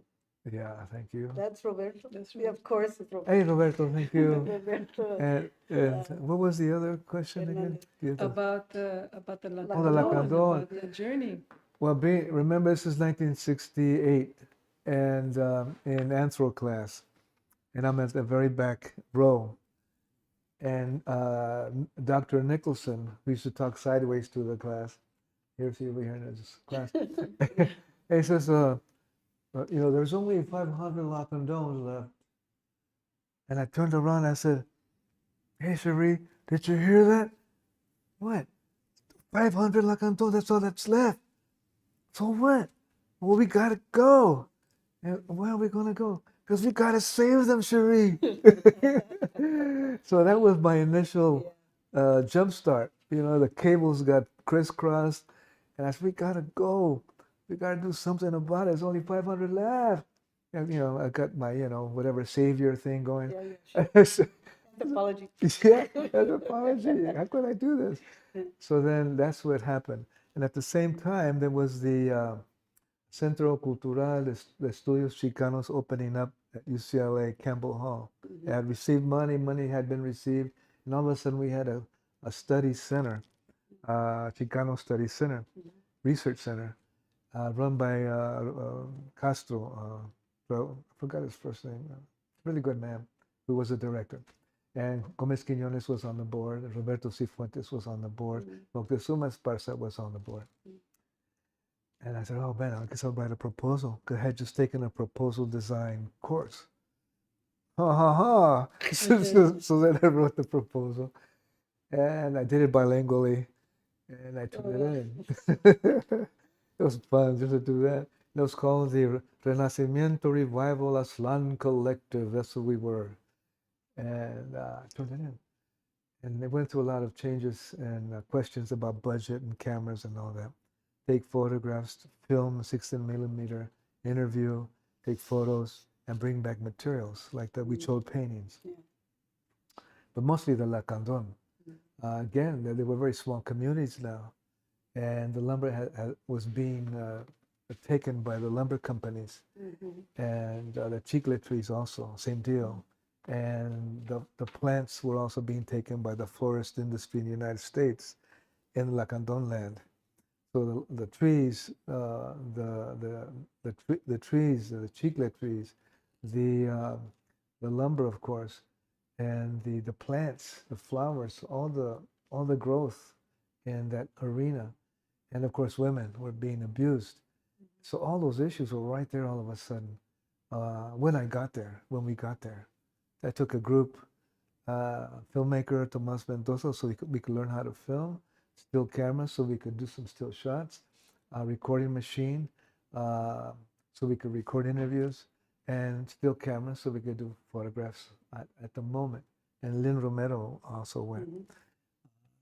But we needed how to get there. It's a long story, but a Cheech and Chong story, how we got there and if we actually got back. So all those concerns, the initial ones, the endangered community getting smaller and smaller, that was the first impulse. And the other things I learned talking face to face with the Lacandon elders about the forest, about the trees, about the abuse of women, and about the flora. And once we got there, and the stories got deeper and more complex and more political and more endangered in terms of the people and the health of the families as well. All that came alive once we were face to face. But I was after the poetry, I was after what's poetry in our ancestral land? What's poetry going to be in the Lacandon world? But also the 500. And there were two villages, Naja and Lacanja Chansaya. So we met both groups and both groups of elders and had some conversations. But in the little Cessna, what's his name again? The Steven Spielberg character with a hat. What's his name again? The kind of like anthropology kind of dude, actor. Yeah, what is that? Indiana Jones. So I knocked on a door and it said piloto. It's knocked on a door. It said piloto, and then we hired a pilot in a little dusty office with a little tiny piece of pen, a little tiny pencil to write down, how much it was going to be. And we got inside a little Cessna, and then we flew over the Lacandon forest, and forest, and landed and popped the wheel. And he turned around, he snapped it back on. He says, "I'll be back when it stops raining." Oh, And we talked to the people and got some real connection instead of our own fantasy of it saving the people, even though that was the true feeling. That's what launched me. So we got to do something about it. How can we sit here in this class and just listen to that? There's 500 left. That's it. And I'm just going to sit here. We got to go. And that was the thing. But you would return again for the Maya Drifter talks about this return, right? Yeah, we came back, right? Yeah. And how many years later was that? What, the writing or the return? The return. It wasn't that long, maybe 3 months. So I always had the impression that it took a period of time for you to actually integrate what all that meant in order to do Maya Drifter. Is that? It was only that I went back twice. Yeah. I went back 1993. Yes. Okay. I went back in 93. Yeah. And everything had changed. There were satellite dishes to receive the whatever, so you could have your TV and your music and your pop music. It had gone to that. It had changed that way. And it wasn't like before, where there was just thatch roof. So you could say now,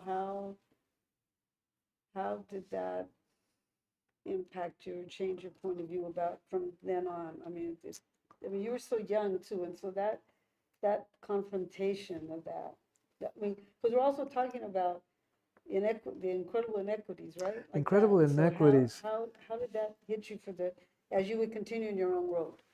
And also the treatment of the national Mexicano versus the indigena. We saw that choque immediately. Yes. It wasn't a pretty thing. But how did it? So I'm saying is that those young realizations, because again, it goes back to the thing about conciencia, right? Your political conscientization, right? Yeah. So how was that how did that impact you in that way then?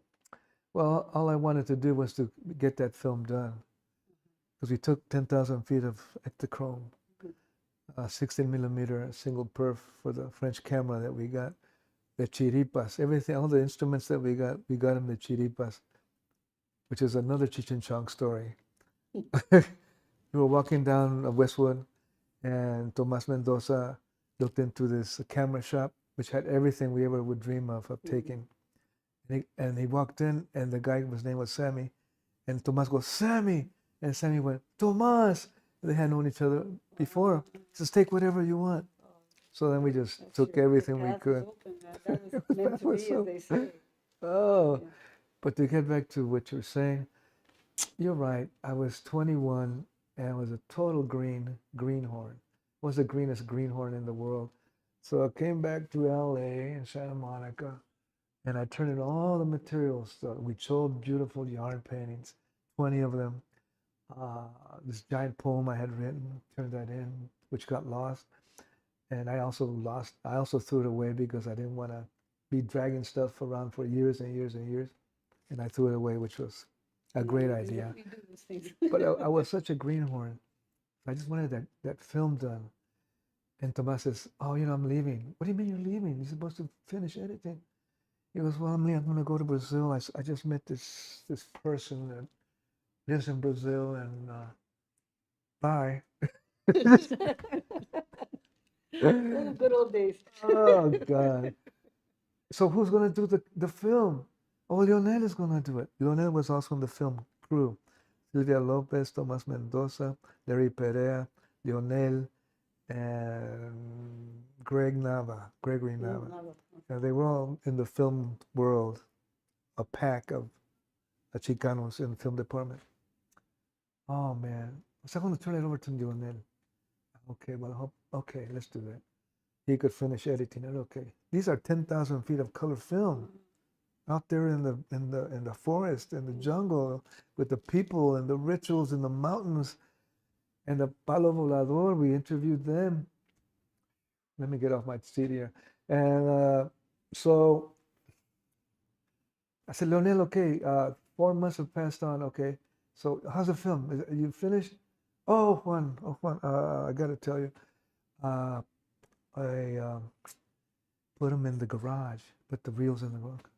Okay, and they rotted out, Juan. So they say it was never meant to be, my friend. And that's my greenhorn my being a greenhorn came into focus when I didn't do anything about it anymore. I could have said, Leonel, you know what? Just tell me where you live, and I want to go over there, and I'm going to pick up all those cans of film, and I'm going to bring them up here, and I'm going to get them cleaned, blah, blah, blah. But I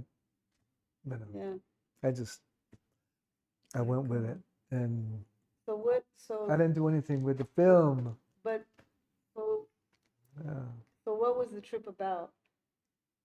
This is a leading question. Because when that's just life, right? Those kind of things happen, right? And I always think to myself, that it was never meant to be. In other words, that trip was about you going there. It was. And about those young people going. That's and true. really and truly the documentation of it, I have to remember it. I mean, you have to remember it. That's it. I mean, we have a lot of stories like that too, about really, things, like years and years of documentation that, associates have done, and then they get lost suddenly, and you're kind of going, what do you mean? How could this be? And then you go, but how it impacted you, one, in the process of doing it, right? I mean, whether, and it's not, I don't know if that work necessarily, I mean, who's to say what helps or not helps? I mean, your intention is well-meaning, but it's like when it doesn't happen, I always kind of feel like it wasn't meant to be. It's like you say, when you talk about, you have a gathering, you have a ceremony, and then you're kind of, why didn't so-and-so show up? And you kind of go up, who was supposed to show up, showed up. You know what I mean? That's true. That's exactly it. I think also, I have to say that, when we think about the last 50 years, not only of the Chicanx movement, but also of the indigenous movement, there has been so much that we're not even, there's so much development that we can't even talk about it all. That's true. But alongside this whole development, I think there always has been a Chicanx presence. There is a history of having, if not only witnessed, participated, supported, and have learned incredibly through those movements, even about ourselves, our own first world privileges and assumptions that we carry. I think those are very important. You can't read about them, you have to experience them. You can't read about them. Meeting the elders, having those elders in their most incredible way, kind of teach, even if you meant them for an hour or a couple minutes, I just have incredible memories of, of those moments. And, for instance, in my own experience, la organization that we belong to, La Red Chicana Indígena, was grandmothered into the Enlace Continental de Mujeres Indígenas.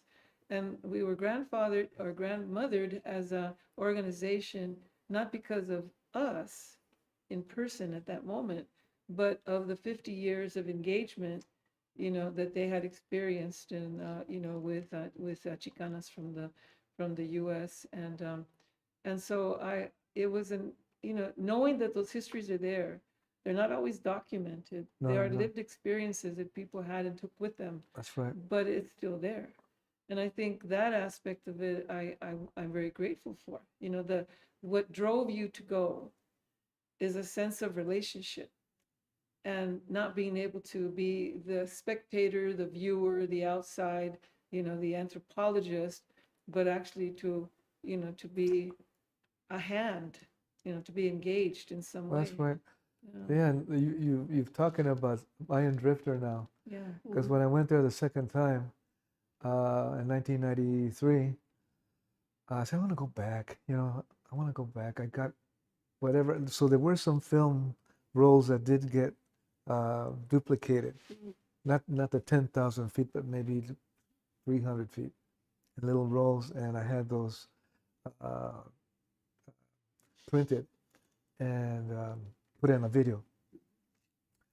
So I said, I'm going to take this video back.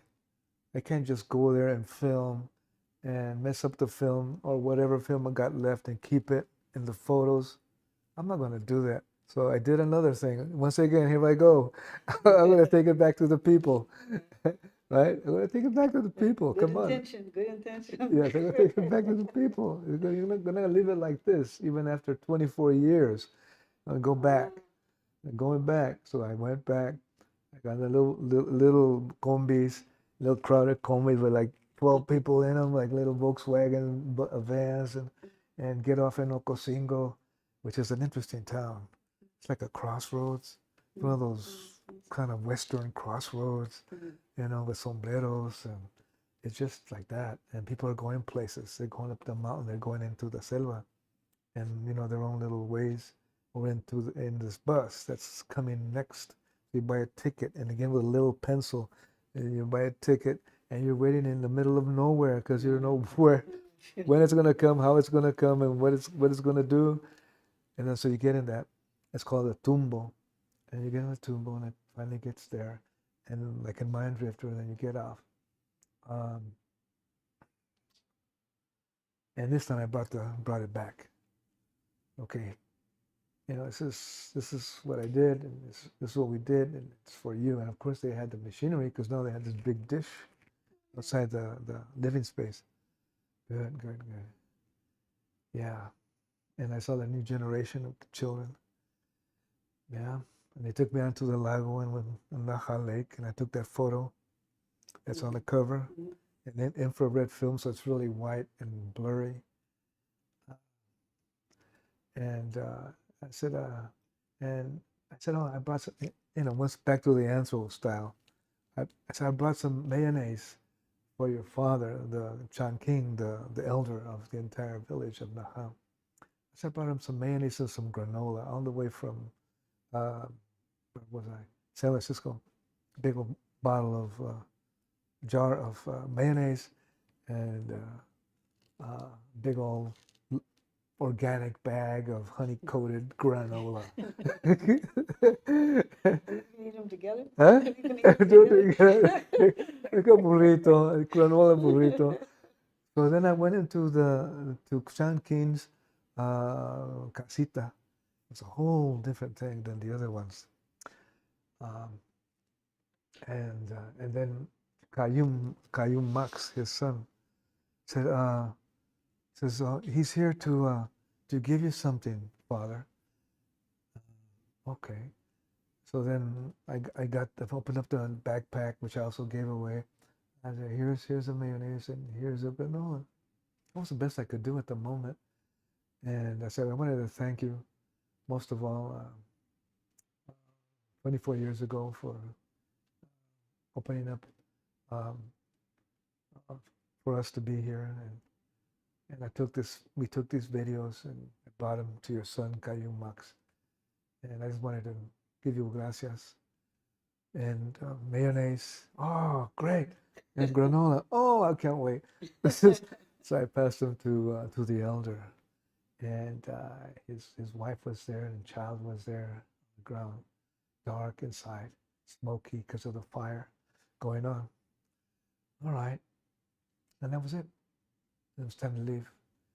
And I just felt all these feelings, you know, and I left. Time for me to go. And I gave her my backpack, turquoise, with a little superhero on it. I don't know what cartoons were going on in those days, but it was on the backpack. I don't know how I was feeling, but this big old wave of sadness came over me. I don't know what it was. And it was another student from the Universidad, UNAM, I think, and conducting anthropological study. Mm-hmm. And when I arrived, I said, I'm not going to take any photos. That's over with. And I'm not, well, I took up just a 4 or 5. And I'm not going to do a big old photo thing. And I'm not going to interview. I'm not going to do that anthro stuff. That's gone. I'm just going to be here. And I'm going to hang out. And that's it. Then I'm going to say thank you and deliver the video, because I didn't just come here to take it. I came here to do it and then to return it. And a little couple of gifts. And that's it. Se acabó. And okay, all right. Anyway, time to go. Went down the hill and backed up and waited for the bus. Got back on the bus. And in that bus, there was this young man dressed in fatigues, not soldier stuff. He looked very serious. I said, oh, looks like a zapatista to me. I kind of got that feeling. Yeah. But it was time to go. So took off. And really interesting people, you know, la gente de Tojolobal, Mayas, and people just from the villages. And this very serious young man with a flat green outfit on, and me. And got off in Ocosingo, back to that crossroad town. And somebody was behind me asking me if I wanted to engage in some particular activities. I go, no, I'm mighty fine. Kept on walking, got on another bus, made to San Cristobal, got up in the morning, got in another combi, and I forgot where I was going.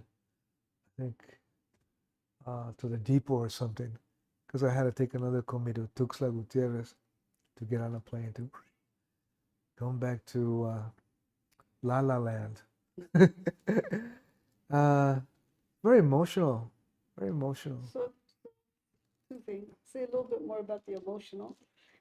Okay, and then the other part is that where you also have a history somewhat related to the Zapatistas, right? When that movement was being at that particular time. It happened the very next year. Okay. The very next year it exploded. Yeah. And I was there while I was cooking. It was there already. Yeah, now that we think about it, yeah. it was already cooking. Uh-huh. And but a year later, it got into action. Uh-huh. But it was there. It was in the selva. It was happening already. Uh-huh. And yo ni sabía, you know, Johnny Greenhorn again. I was just in the bus saying goodbye. But the sadness, like you were talking about, the emotion. I don't know what it was. It was leaving. Something about leaving. Yeah, and I don't know. I guess I felt I was part of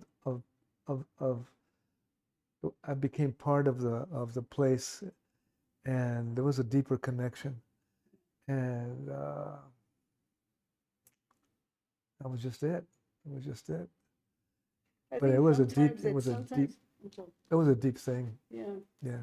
I think sometimes it was hard to understand in those situations too, because like you were saying too, Celia, that one sort of realizes also, you know, what it is not to be them too, right? I mean, like you're coming as Chicano, Mexican, Mexican American, whatever like that. Yeah. But the deep sadness can be a one-way street, you know. Mm-hmm. And that, I think that's also part. It's not, you know, like if you're sad because I'm going, I'm sad because you're going. You know what I mean? Like that. It's not necessarily reciprocal, right? No, it's not reciprocal. And I think that's a very profound feeling sometimes to realize it's what you want. That's what I want. wanted. You needed, you know. That's That's not a bad thing. I'm just saying is that that's what we're having to. That's what the mirror shows back to us sometimes. Yeah, it showed it really clearly. Yeah. And even Caillou Max, the son, the next in line, he looked at me. He kind of saw my eyes all getting watery. Yeah. He noticed where I was at. Yeah. And he was kind of a serious guy. He was a very serious guy. You know, it's probably kind of bothered him probably. And that was fine. You know, I said goodbye, goodbye, goodbye, Yeah. and waited for the bus. Got in the bus. But what was it for you? What was it for you? The sadness. What was it for you? No, what I'm saying is that my sense of it, like at different times in my life, that you carry a certain sadness because of what you needed from from that moment, particularly when there's some difference between you, right? Like it's like however it is, nothing coming to my mind at the moment, but it's like, so in that situation, like when I'm in Mexico, I'm sad all the time. I'm just completely sad. I'm just sad all the You time. are? Yeah. Oh, And I God. love it. I You love should it. go with me No, to the cinema. I'll go with you. But you know, Both of the you. thing is like feeling that I'm not, that there's such desire to be apart, right? And also because, you know, that's kind of my visuals, right, is that I'm that, so they think you're gringo, whatever the deal is, right? Mm-hmm. But not just, but on a deeper level. And I spend time in, you know, going to, myself going to all the templos and everything, you know, and Yeah. always just incredible, deep, you know, desire, right? I mean, to learn and to know and stuff, and feeling like it's not necessarily reflected back at you. No, it Your isn't. hunger is not necessarily reflected No, it back isn't. at you. You know? That's right. So, yeah. And of course, it was the selva too. The selva See, too. that area is, I The selva know. also. I forgot it was alive. There you go. It's alive, yeah. And there was this story about El Hombre de la Selva. There was another story going on that I, you know, listened to stories of the people, like you were saying, about beliefs and all those things. There was also a man, El Hombre de la Selva. That was a whole other thing. Okay, so be it. But then, right, I hit this note, this kind of sad note. Yeah, I guess I was just going through something. And we still But it was a goodbye. It was an adios. Yeah, it was a goodbye. I think we've been really patient with us, all of our technical people, with all of our Yeah, storytelling, yes. and we want to thank them here Yeah, at thank you.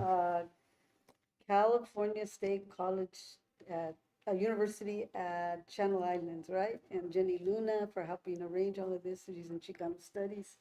I also, Celia, como siempre, I want to thank you. And also, Celia is, well, I always forget to say the other parts of ourselves, but Celia is a visual artist and teaches in Chicano Studies at UC Santa Barbara. I'm in the English department at UC Santa Barbara. Writer, Visual artist. visual artist, right? And Juan Felipe, it's been a kick. I knew it'd be good to talk to you. I really am grateful for you coming and just being all regular, you know? That's my highest Yeah, compliment to somebody when I say, oh, they were so regular. yeah, That's what that's up for compliment that. to me. I'm for that too. Same here. I hadn't seen you in a long time. And I hadn't met you, and I'm so happy to meet you and be with both of you. Leaders, visionaries, artists. That's the place to be. We. Yeah, that's Anyway, it. gracias everybody, and if you are in town, go see Juan Felipe tonight at 5 o'clock. Anyway, adios. Gracias. Thank you, Gracias, everyone. John Jairo, Bye. support. Thank you.